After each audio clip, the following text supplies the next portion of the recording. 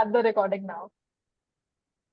Okay, so officially, good evening, everyone. I am Oshin Jain, the Communications Manager at Makabhavan Foundation. I am joined in this call by Damayanti Bhattacharya, CEO of Makabhavan Foundation. She doesn't need any more introduction. It is my absolute pleasure to welcome you all to our roundtable discussion on a very pertinent and exciting topic, if I do say so myself, upcoming tech domains where jobs will be created. Our intended audience is comprised of bright engineering students who are at the forefront of stepping into these new domains. And we are thrilled to have you join us for what promises to be an insightful and thought-provoking session. Like I mentioned before, this roundtable will be available in its entirety on YouTube, and we will also share shorter edited versions on LinkedIn and Instagram. Before we dive in, I will just quickly revisit the flow of the discussion, which I have shared with you all previously, just to set the context. Our conversation is structured into three key sections. Automation and employment is the first, where we will spend 15 minutes exploring it. The next 20 minutes will be dedicated to tech trends and the job market. And finally, we'll conclude with a 15-minute segment on startups and entrepreneurship. As a facilitator, I will be guiding the conversation with questions and ensuring that we are on time to keep things going smoothly. So we should start off by introductions. I believe the best introductions are self-made. So just names and the most significant title that you would want to share is good. Okay, Who should I wants go to first? Yes, please. Okay, so I'm Rajan. I'm actually an alumnus of IIT Bombay. It's about almost 50 years back, so we are going to be celebrating our golden jubilee in the coming year, in the next year, actually. So a lot of experience. I've lived, most of that experience has been in the US. I've done a doctorate in engineering, and I have a lot of experience in terms of running projects and getting involved with everything, including AI and the emerging technologies. Currently I'm also mentoring a lot of the students at IIT Bombay and the other IITs, where Maker Bhavan has a footprint in various geographies in the country. So with that, I think that should be good. Thank you for your introduction. Dharmik, Shah, I would like to welcome you to the call. We are just starting off with introductions. You just joined between Mr. Vadu's introduction. So if you would like to go ahead with yours, that would be great. Yeah, thanks, Oshin. Yeah. And hello, everyone. I'm Dharmik Shah, and I'm currently at Ahmedabad, and I'm working remotely for a company in the domain of data analytics.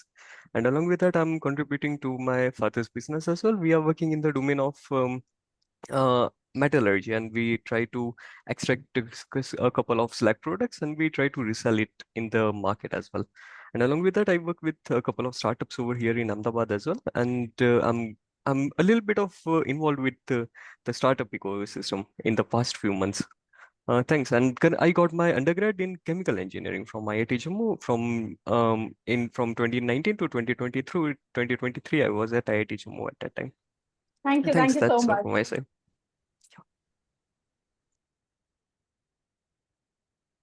So who wants to go next?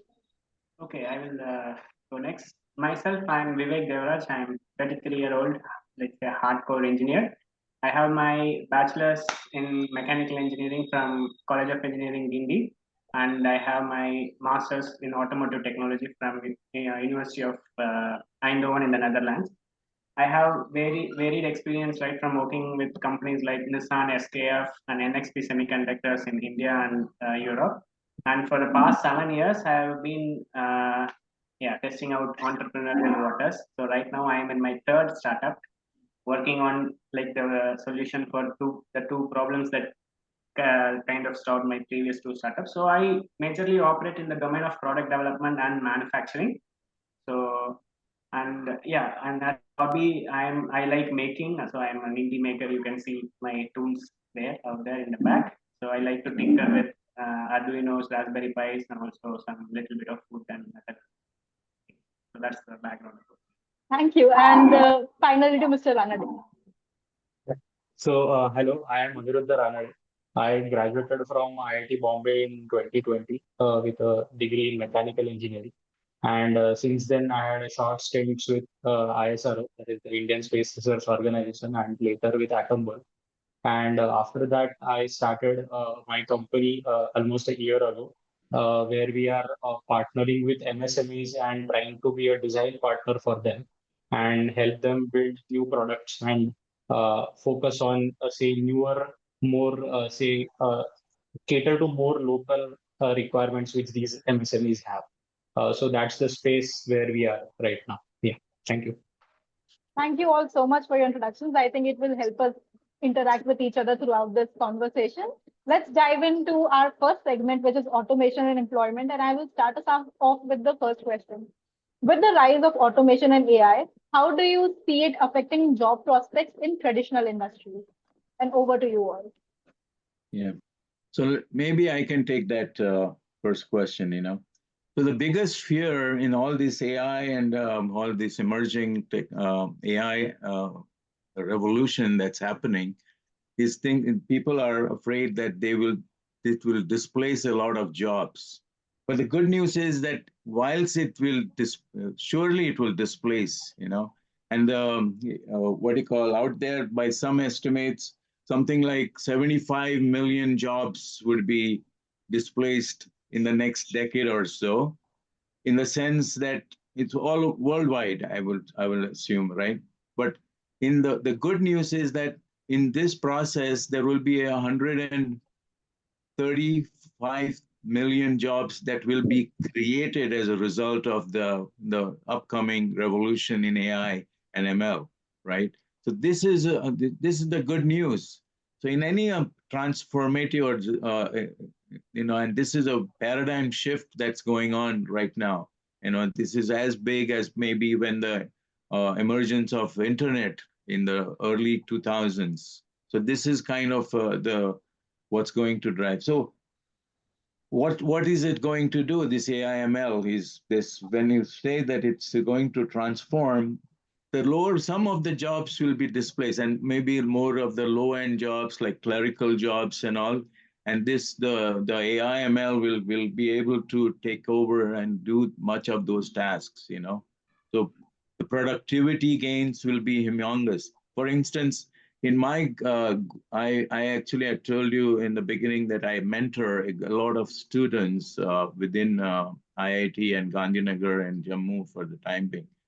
I've noticed that when I started 3 years back, I used to get they used to code, and the coding was quite tedious or slow, right? But right now I've asked them to move on to using AIML in their coding skills. So I believe that we have so far going and maybe getting a productivity increase of two or three times. And some estimates tell me that this productivity gain will be almost 10 times, in the coming it'll be. So coding will not be a task that is going to be useful or per se, but what it will do is increase the productivity of each and every one of our engineers that are coming by. So, with that, I will sort of stop, and I can add to whatever else the comments are from the rest of the panel. Yeah, I would like to pitch in. So, like Rajan sir had mentioned, I also feel whatever is the development that is happening with AI, it would be a great companion for an engineer, like to get to his results. So I don't see it as a threat for an engineer or from any kind of a domain, right from material science to automobile or even computer science. But it becomes like a handy companion, and it solves a lot of time with iterations, and it kind of makes the job easier. So what I think here is, instead of it taking jobs, this will actually help more people to come into tech domains, because now they can actually have content that is scattered to their style, their language, and their thing. The learning quotient will also increase for the students. So I think it will actually compound in the other way than what is being discussed so much in the common media. Yeah, I also have a little bit of similar views on that. And so currently the GPT models, which are being run by OpenAI, so they are just using transformers as one of their architecture itself. And transformers were invented just 10 years ago. It was a research topic at that time. So from the research to the implementation, it has been just 10 years. And in just 10 years, we are seeing a very huge increase in demand and a very huge increase in the mainstream of this entire technology itself in just a span of 10 years, which would have not been the case with earlier the general purpose technologies which were invented earlier. So with the demand, there does comes a rise in that. And yes, as Professor Vaz did mention that we'll have very improved level of productivity in couple of domains, and that would result in a cut of manpower in those domains as well. But at the same time, that would be far more lesser as compared to the manpower that would be generated in the field of artificial intelligence itself. Yeah, so I have a kind of an orthogonal perspective here to add here. So, so if we right now look at the state of art, so when we say traditional industries, manufacturing of any kind is generally a traditional industry, very core to a particular economy because it is generally locally based out and it very clearly affects the growth of that particular economy. So right now, if you see in an Indian context, traditional industries is still not mechanized and automated to a significant extent if you compare to, say, some developed countries. So that automation exists, the problems are already solved. The adoption in developing economies is still a function of how much it costs there to actually replace the human roles with automated solutions. So there is still going to be some kind of a delayed response in how different economies or how different geographies adopt to different level of automation, which is going to come up. But I feel the general trend is going to be that uh, uh, as a community or as a society at large, things are going to be better because people had the same kind of fear when the electricity first came in that this is going to be a loss of so many jobs and so on. But then, as a whole, at large, people people's lives got better, and I think that is what is going to happen here. Of course, there are going to be displacement of some jobs from some kind of some roles, and that is going to happen in a phased out manner. As in, not it's not going to happen that tomorrow everything gets modernized at the same pace. So I think that still gives us a lot of leeway to see the full impact of how things are going to roll out. Yeah. I think that is very perceptive, and most of you agreed that although a lot of jobs will be displaced, a much larger number of newer jobs will take place of them, and we have an optimistic future to look out to. So, in regards to the new jobs that you are mentioning, what skills will be in high demand to stay relevant in the changing jobs landscape? You are on mute. Yeah. So again, as you know, in anything, we are most of us are engineers on this panel, right? So what is always the core, uh, what we study in school or in our training is the core skills of analytical thinking, critical thinking, creative thinking. These are all related. They're all in the same category of what. These are the skills that stay through your career, whatever it is that you learn, right? So yeah, as one of my professors in the 50 years back used to say, very famous professor N.R. Kamath. I don't know whether you guys know. He says, I think there is a chair named after him and all that. He used to say, we're going to teach you a whole bunch of stuff, all kinds of math is and everything else.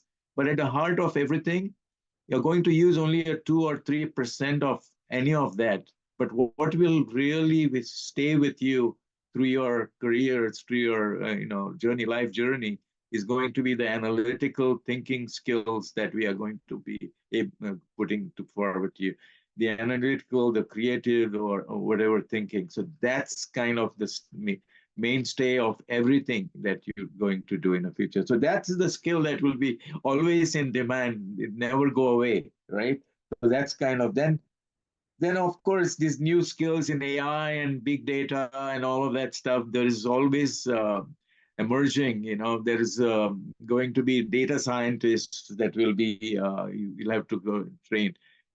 Many of the I think people that that I have encountered, they're all learning and in this, skills in this area. They're honing their skills in these areas, and they will be in big demand. This data scientist, because there is what do you call terabytes and petabytes of data that will be available, and we're going to have to, need these kind of data scientists to basically analyze and get some insights from this data. All that. So that's a very key training. One of those things, and I can name a lot more skills. But at the same time, again, all at the heart of it is the analytical, the curiosity that if anybody has, and then they keep learning about a particular topic or subject that they are getting interested in, and what is in demand in the market. So that's what will keep people going. So that's my 2 pence on it. That's very aptly Yeah. put. And Damayanti, I see you've raised your hand. So go on. But this is the only time we'll entertain you because you're not a panelist. So I just have a question for the panel, the remaining panel. I'm not making a comment. I'm just adding to your question. A lot of the young students, when they join college, their focus completely is on jobs, right? What is going to get them that job that is well paid? They don't focus so much on what will make them keep their jobs, right? Uh, uh, most of the people, the rest of the panelists have, are out of college and not out of college for so long that they haven't forgotten what their college experience was like. I would like them to respond to Oshin's comment, keeping in mind what a young student's primary preoccupation is, right? Which is, how do I get that next job, well-paying job? And what do I need to do to get that job, right? How would you address them to a emerging area? And keeping in mind that the objective is not to get just the job, but to also keep the job and to do progressively well as they progress in their careers. No. So yeah, so I'll quickly like to make a point here before I answer this, that right now, again, looking at it from a more Indian context, India has a huge chunk of population which is in that right age band, 20 to 35, generally called as the young population or a young task force.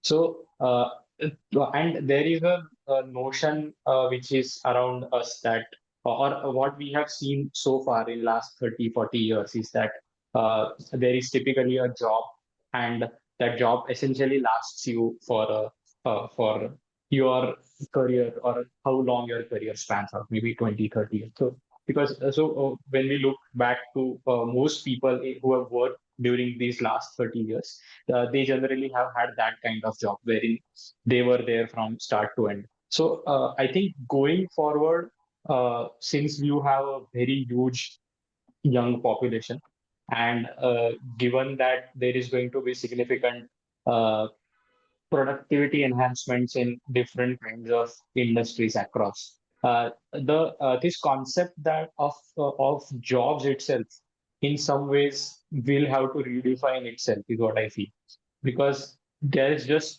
too many number of people, and in general everyone, because technology is also enabling them to be equally productive, because now initially there was an edge that I could do some things. Let's say you could take math, and then we did not have calculators. So people who could do quick maths were better, and there were few in number. But now calculator kind of democratizes that all. So everyone is equally better off in some sense. So that is one point which I want to make here is that that concern is very genuine. That we also want to have jobs which are going to last, and our life expectancies are going beyond what the previous generation has had. So this is a really so I think uh, without thinking too much into these kind of numbers, what people should really focus on is that they should be able to learn. As in, world around you is going to change. There is no doubt about that. And what you learn today or what you are good at today is not going to be relevant 20 years from now. As Dharmik mentioned, that few of the things which were research topics just a decade ago are now mainstream, and that scale of innovation or scale of how fast technologies come from labs to real world, it is only going to grow faster. So the important thing which remains is if you can learn new things no matter what your discipline is, where not where you come from. uh, if you can learn to learn new things, then I think you are kind of set, because you also have this free market hypothesis working around, and it will automatically take care of that. So there is Darwin's philosophy and there is free market. So all of these things will make sure that if you can learn to learn, you are going to stay relevant. Right. It's very well said. Yeah. It's And one more point, what I would like to add here is, so learning is essential, and what I now see emerging is learning on our own initiative, because the resources are out there.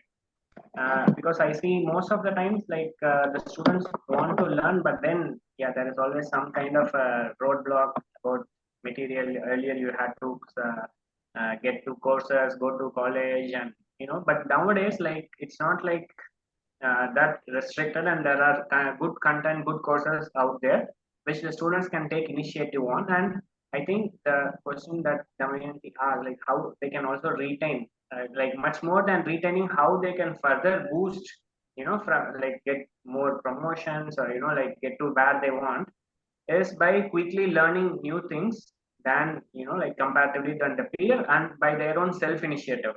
So I think that's a very critical skill these days, to look for knowledge out there available. It could be like an course online, or some YouTube videos, or just like talks with the founders. So there are a lot of information out there for the students, and one of the skills they should have is filter out the noise, and like find good content and tune to it. So that is a right. skill I see. There is a term here. Sorry to interrupt. There is a term here that we use. It's called DIY learning, do it yourself learning. And that's kind of the name of the game, continuous learning, there's continuing education. So as long as you are curious to learn and know this, you are going to be unreplaceable, or you're going to be in good demand, right? So that's what in my life journey, for instance, I've learned a lot of things. I'm a chemical engineer by my, I know, with a PhD and all of that stuff. Then I first was teaching, and then I went into industry for a few years to get my green card over here and the citizenship. Then I transformed into a business guy, and then into mentor, and all kinds of domains in IT and everything else. Whatever it is that we needed, I learned. So that's my experience actually, and it's a lived experience. Over the 50 years, I probably have gone into at least a dozen domains and become a little bit of an expert in each of those. So this is that my key is basically I'm curious, I want to learn, I want to know about that field. For instance, right now, currently, there's people approaching me for a project that they want to do, and it's in genomics. Now, I don't know anything about DNA and the genomics area, right? But they want to use AI to further in an area called, there is a certain area called genetic counseling that is coming out rapidly and it's now in Europe and in the US primarily, but it will go into India. What it basically does is genetic counselors are in great demand, and there is a shortage of these people. So what the approach from this industry guy is, hey, how can you help me use AI to actually supplement the tasks that is done by this genetic counselor? So in a few days, I go back and study up on what genetics is all about. How to predict whether a particular patient is going to be susceptible to a disease, or a certain kind of disease like breast cancer or ovarian cancer or something like that. So this is what constants. As long as you are ready to learn and continuously evolve, you'll be always in good stead. I think there are some really nice points made in the segment about having an analytical mind, being curious, and jobs that will last. With that thought, I want to move on to our next segment, which is tech trends in the job market. To start us off, I'm going to pose a question. What emerging tech domains specifically do you believe will have the most significant impact on job creation in the next decade? So, okay, let me lead this by saying that process automation and virtualization, that I think Aniruddha touched a little bit on that, in the product domain. So there will be a lot of that happening because of the emerging AI and ML and all of that stuff. Then there is, for instance, what we call here, I think most of the people on the panel will know, and is generative AI. That's playing a big role. A lot of the many 70% of the corporations have said that they are going to adopt and use generative and AI in their operations. So these are these emerging trends. For instance, quantum computing. There is a lot of leap in quantum computing. Why is it? Is it fueled by the demand for like resources? You may have heard of these GPUs being required for doing these AI ML related tasks. So all of that is going to be the drivers or the primary core things that will have to evolve and meet this demand. Yes, right, Professor Rice. So I also think that in the similar domain, so like we are talking about the artificial intelligence. So I was just looking at some of the stats, and one of the company did mention that out of all the companies which are looking forward to get into the generative AI domain, 8 out of the 10 companies are relying heavily on the open source model itself, and not on some model which is created by some private companies. And these open source model are available freely to the public. So I think that's the beauty of this domain itself. Like as compared to other sectors in which open source is not that much of widespread. In here, the open source is something which is celebrated and something which is presented to everyone. So I think that in itself has created a much more surge in the number of GPUs which are required, and that in itself has created a significant upfilled in the work of number of electronic engineers which are coming out every day, and also the requirement of semiconductor industry that has also gone to a little bit of booming over here in India itself. And so that is like AI has resulted in a boom of similar industries within its domain itself. Yeah, that's a very good point, Dharmik.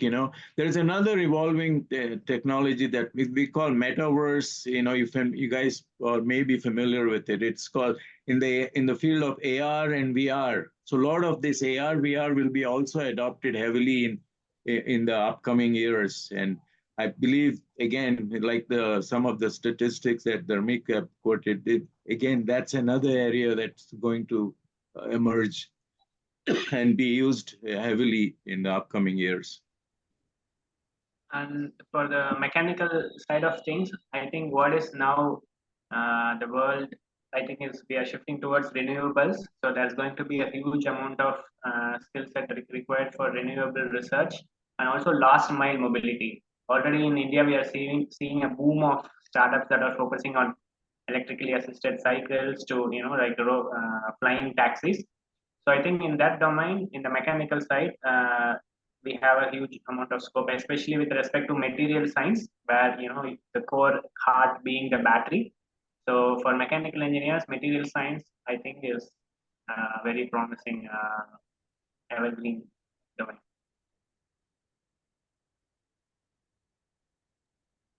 Um, these points were really perceptive, and I want to understand how can individuals prepare themselves for careers in the domains that you have discussed.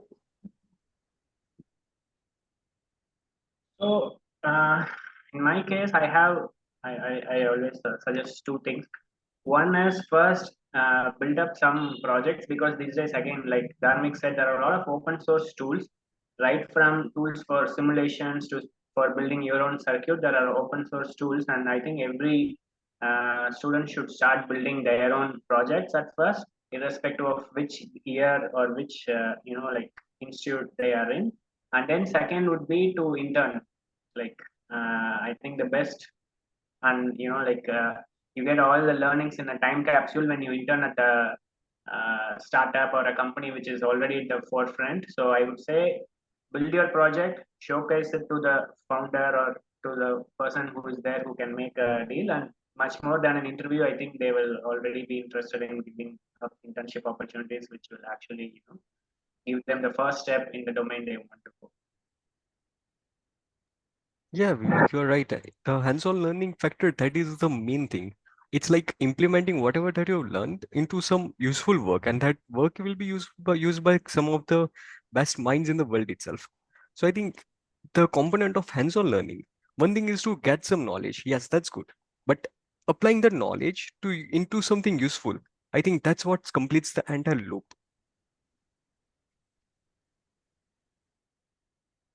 Yeah, so again, it falls in that same category of continuous learning, as the upskilling and all of those things that we talked about a little bit earlier, right? So this is again, that is how you keep and prepare yourself for the future, of all of this, right?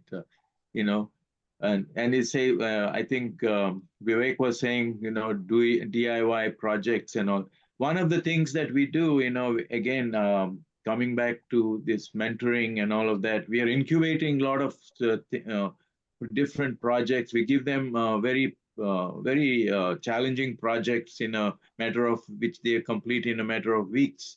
And I think Maker Bhavan has a lot of other initiatives that sort of get students to think and start doing these things. Again, it's all on your own accord, DIY learning, that's what it's all about. Do it yourself. Learn from areas. These are not going to be necessarily taught in the classroom. These are skills that you pick up on your own and hone yourself and get to be an expert. And I think all of our engineering schools, especially the IITs, promote this kind of thinking out of the box and trying and learning things on your own. It's just that when students take up such DIY projects, they should, and they generally go online, try to find some good kind of blogs to follow along. They should make sure that completing the steps of the blog doesn't make you understand anything. Because when we interview candidates, we see a lot of them come with some kind of projects, and they generally have some online resource which they have followed but have not understood anything. So I think so that is something which they should, when they do these kind of things, as in you let's say get an Arduino, try a couple of things out using an online tutorial. You should really try to tweak around that and see how it works, why it works, and so on. Because for hands-on things, you will rarely learn when things work perfectly fine. So buying a kit, putting together things, and that's you cannot call it work done. So it is like in a test match, the real match happens on dot balls. So it's like that. So you learn in a project when there is nothing happening and you're scratching your head and trying to solve, trying to debug things, trying to understand what's not working. That is when your actual learning happens. So I think with that mindset, you should go and uh, try out things with your own hands. And I think that kind of sets you for learning to learn, as we discussed previously. Yeah. I think that's a really important point, and I really like how this conversation revolved around learning by doing and DIY learning, because I think personally that is the future. So moving on to our final segment of startups and entrepreneurship, I want to ask, how can startups contribute to job creation in tech?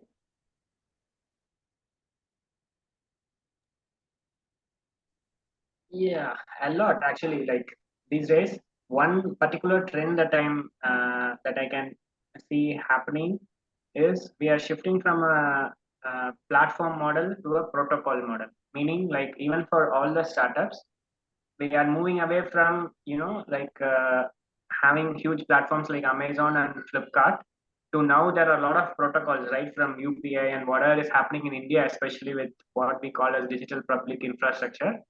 So I see a lot of tech being developed for that, and if you see, like there is a huge boom of startups working on the financial space solving this. So I feel, at least in India going forward, uh, such inclusive technology domain is going to, especially for startups, it's going to add a lot of employment in that domain for startups, not for like the regular big IT majors.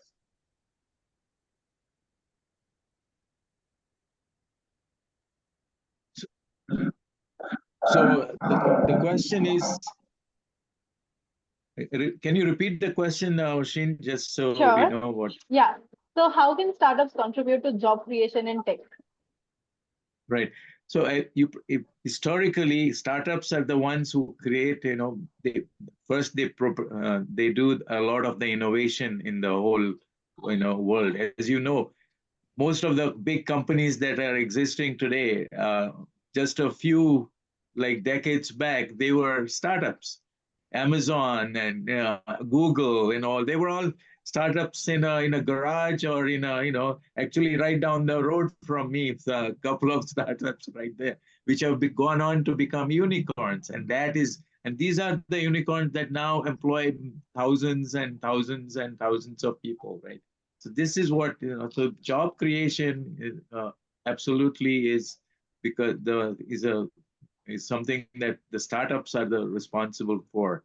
So, and there are certain regions that are very replete with startups. Like for instance, in India, I think it's Bangalore. When I wanted to start up, the guy said, "Okay, I want to move to Bangalore because it's very replete with there's an ecosystem that's kind of uh, fosters startups. So okay, that's where it is. In the US, for my examples are in the US, and for instance, we have Silicon Valley, we have the Boston corridor, and there is the Seattle corridor, where many of the startups. So regional development happens because of startups. I don't know. I'm sure in where Dharmik is or where Aniruddha and Vivek are, there probably are certain pockets there which foster startups. And one of the things that hopefully Maker Bhavan Foundation is going to help is these startups, is incubate these startups. Why? Because those spaces that they are providing for tinkering are going to result in a lot of startups being born there. The ideas come from those spaces. That is our goal, I believe, and that's the mission.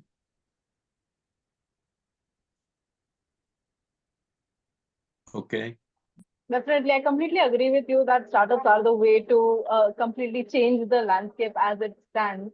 I would also like to invite more comments on this particular segment. Yeah, so I think that the way a startup evolves, it's something much more of an art in itself.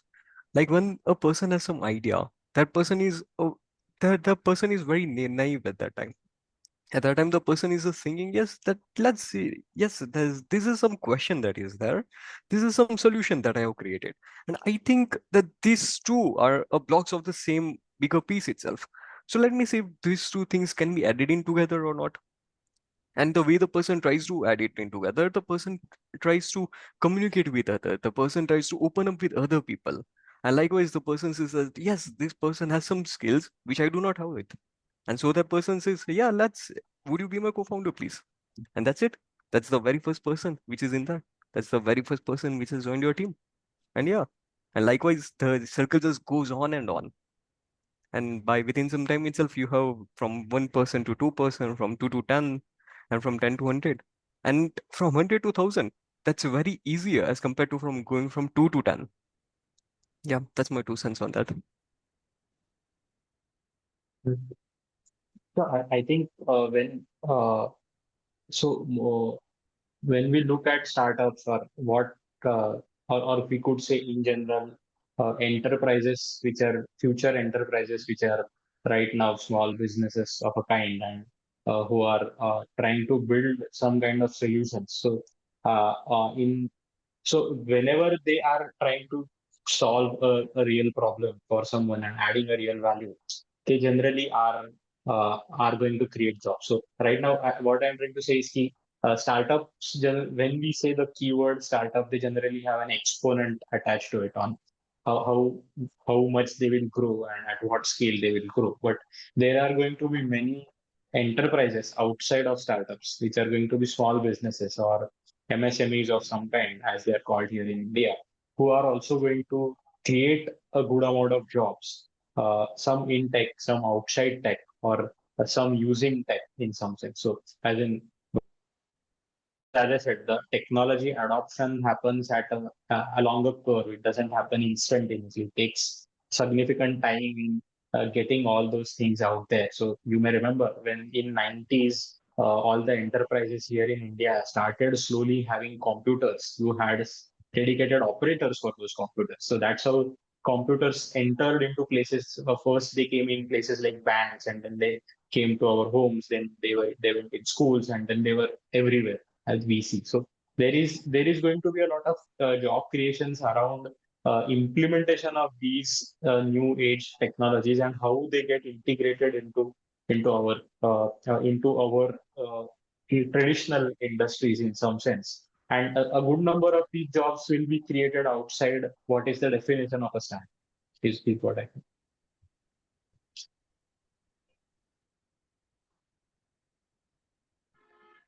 Thank you so much for your keen observation. I really like how you brought out past examples to make evident what is going to happen in the future. So, bringing it to the very last question that we have this evening is what advice would you give to aspiring entrepreneurs looking to build tech focused companies, and what advice would you give to students who are just stepping into the job market? So I will take that on, because I have a lot of experience with startups. I probably have over a dozen startups, some quite successful, some not so successful. And I'm now incubating some startups with, some of the mentoring founders and all of that within the sponsorship of Maker Bhavan as well, in IIT and as I said, Kanpur Gandhinagar and Jammu. So one of the key things always is to develop, when you are getting into a startup, you got to develop a very, very good, solid, robust business model.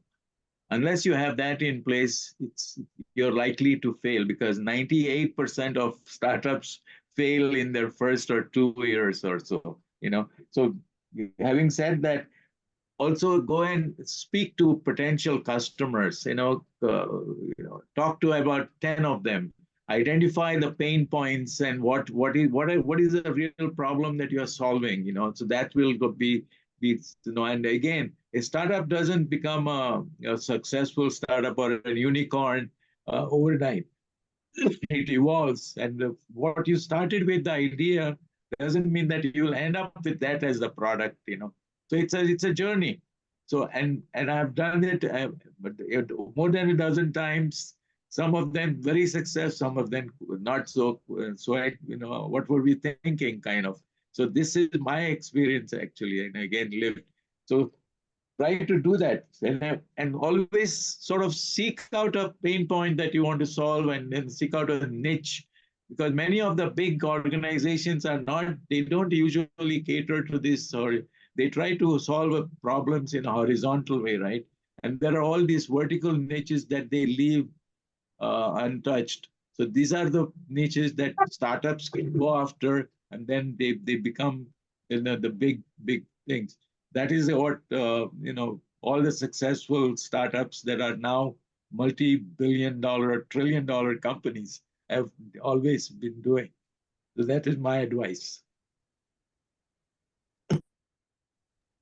Thank you so much for sharing that. And I think there is a lot to be learned from your experience. I would also like our other panelists to give advice to the future employees and entrepreneurs. Yeah, so to touch upon this point, I feel the main aspect for any founder or anyone who is thinking of solving a particular problem first is to understand the problem itself. Because many times we focus, including like my past experience, we tend to focus so much on the solution. But I feel, as Mr. Rajan rightly said, the solution will keep changing. Like, but the problem, and to understand the problem completely is what I think we have to, as problem solvers and as entrepreneurs, inculcate to first try to understand the problem in detail, talk to those who actually face the problem, and then spend solid groundwork of your time solving the understanding the problem, and then yeah, the solution will automatically be adapted for the problem. And again, on the second stage, when you think that the problem has been analyzed and you get a good understanding of all the nitty gritties of the problem, I would definitely go for building in public, meaning like uh, talk, communicate more often with with the stakeholders, with the customers, or also with the team, or like with some like-minded peers who are building outside. So you get a fair idea of not falling into a trap that many of the founders who have done before. So those would be the two suggestions I would like to give to aspiring people thinking of building startups.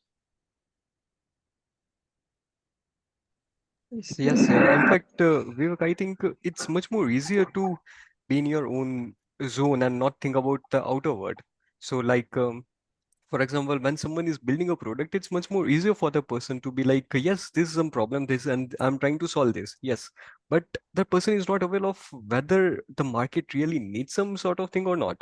Whether the product that you're building, whether that is something which is required by anyone or not. So I think market research is something which is much more, which is which is something very integrate thing, and we cannot just discard that entirely. And unfortunately, that's not which is taught in engineering, but definitely we do have some courses which are revolving around those things. So market research is something that I cannot stress much more on enough, that that is something which is must to do. And without that, I don't think it's good idea to just jump up right into the startup domain.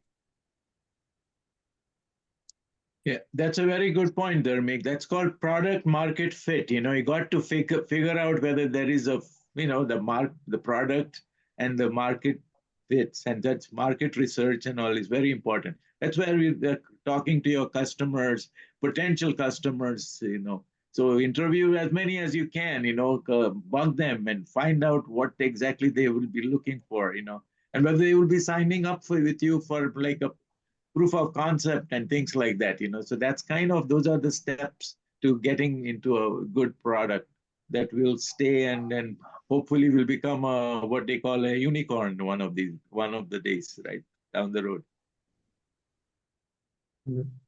So I think as generally people in and around technology, we generally get very excited with what can be possible and what solution can be built.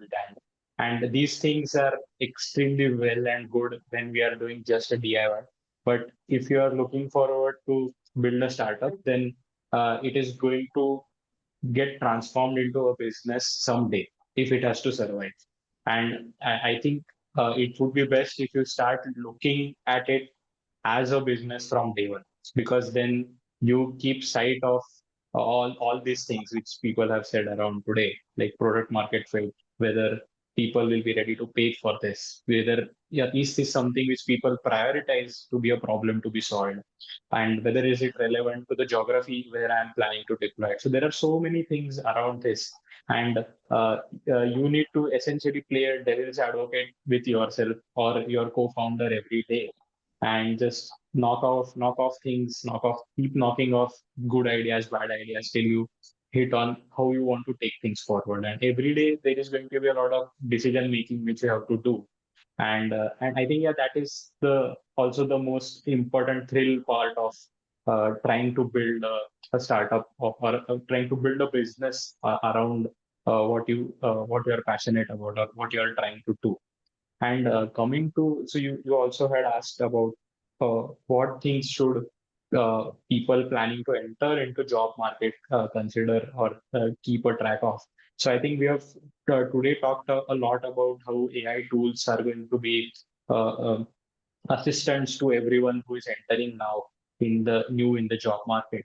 Make sure that at the end of the day, you are still going to interact with your colleagues, your co-workers, you're going to interact in a team. It is very important that you also develop those skills wherein working with the team is going to continue to be an important part of how you succeed in your career and how organization benefits from the team as a whole. So I think those are the skills which you should also keep a track of. And yeah, I think that's all. Yeah, So thank you all. to add to what Anirudh saying, again, another very important thing is to stay very resilient. You know, you got to take on the challenges, because startups are not easy. As I said, 98% of them fail in their first 2 years. That is the statistic, right? So you got to stay resilient, and you got to be able to overcome challenges that it brings out, right? So this is where, and constantly evolve in order to succeed. So that's kind of the my one of the important advice to that from me. And this is coming from a lot of experience, a lot of failures, and then as you learn from those experiences. So I thank you all for really relevant and candid advice that students can actually look up to, and for Mr. Ranade for bringing the conversation full circle by mentioning automation again, because we have approached a close, and I would like to thank you all for such a panoramic conversation. I think your insights and expertise has shed a light on this very significant topic. I would like to now invite Damayanti Bhattacharya, the CEO of Maker Bhavan Foundation, to say a few words. I, I'm going to try to do my level best to, summarize the conversation that had some very key high points for me. Starting with the role of AI, I think the high point for me was to focus on the fact that, yes, jobs will be lost, but more jobs will be created at the same time. I also like the point that Aniruddha made that there is a difference between a developed country and a developing economy in terms of how, the pace of AI adoption, and the fact that, a lot of traditional industries in India are not automated. So the displacement in the short term might be higher, right? Uh, because of that, right? If I got his point correctly. He also mentioned towards the close of his conversation that a lot of new jobs would be created because of technology adoption in these new areas, right? Which is a positive side and connects the 2 points together, right?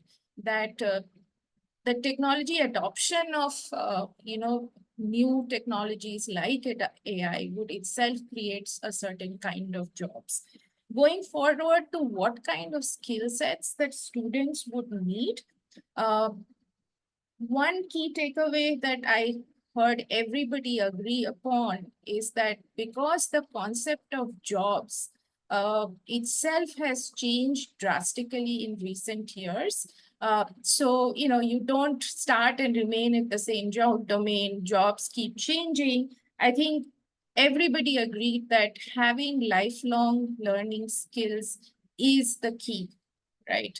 And because there has been a lot of democratization of education, right, with open source knowledge available, that and I think Vivek mentioned this, that you can learn in your own initiative, right? And Rajan pointed out that the term DIY learner, which resonated with me because we are all about DIY, right? So having the ability to and inculcating an ability to learn continuously as the knowledge, more and more knowledge, old knowledge becomes obsolete and new knowledge comes in to replace it, is what would really keep a person relevant.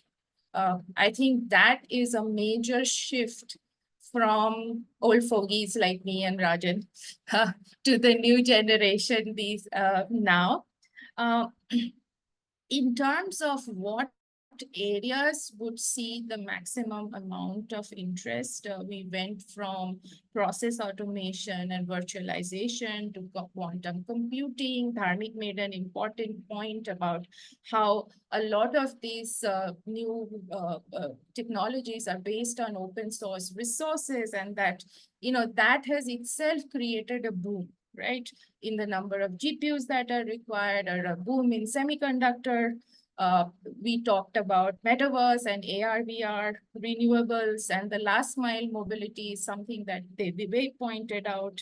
But in all these domains, I think what again came through is that the important thing for a young person who's just entering a job market or is considering in a college is, how do you build your knowledge to be ready for the job market? And I think the key thing there is, first, because you already have the option to be a DIY learner, pick up a domain that you're interested in and build your learning on that.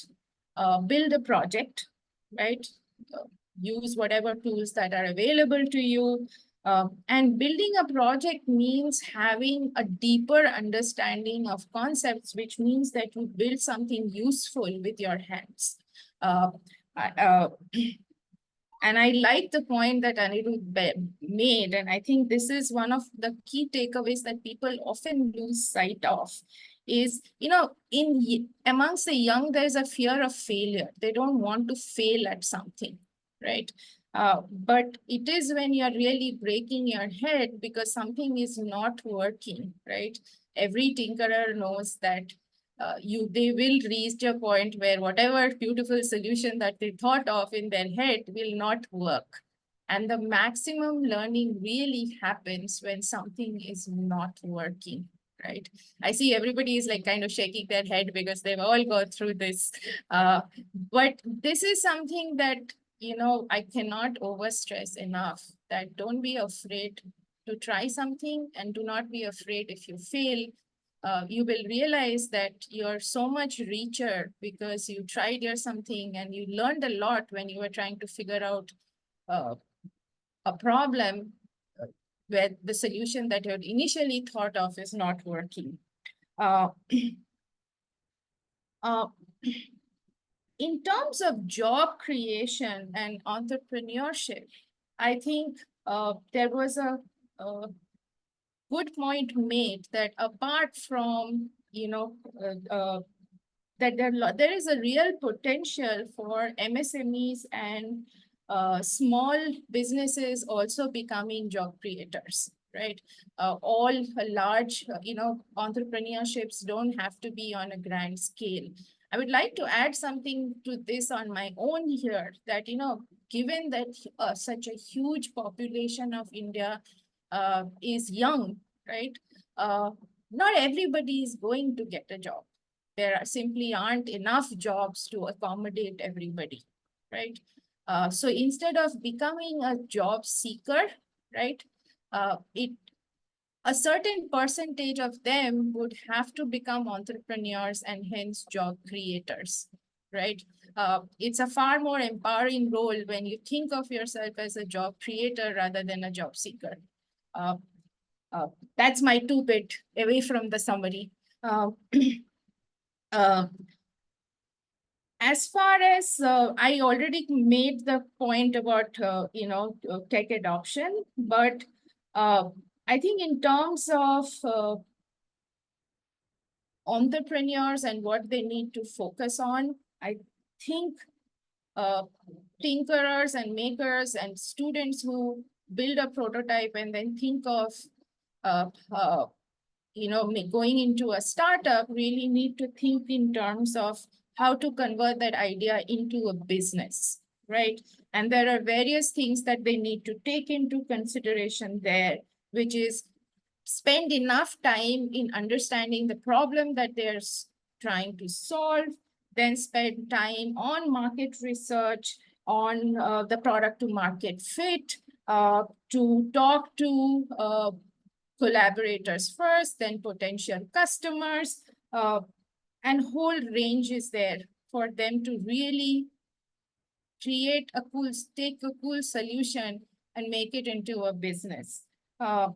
And lastly, what often with techies, what they don't focus on, and I'm glad that this point was also raised, that, the ability to communicate, right? To take decisions, to be able to work in interdisciplinary skill teams is a really important and relevant skill in today's day and age. So just don't build on your tech skills, but spend some time building these skills too, because it is the combination of both that makes a person do well. I hope I haven't missed anything. Oshin, if I missed something, No. please pitch in and help me out. I really enjoyed myself. Vivek, Dharmik, Rajan, Aniruddha, thank you so much. You made my job really easy. I think, Damayanti, you covered a lot, and especially the high points, you summarized them quite well, and we couldn't have asked for better closing remarks. I would like to thank you all again for such a beautiful conversation, and for Damayanti for leaving us with such a beautiful thought. I will stop recording now.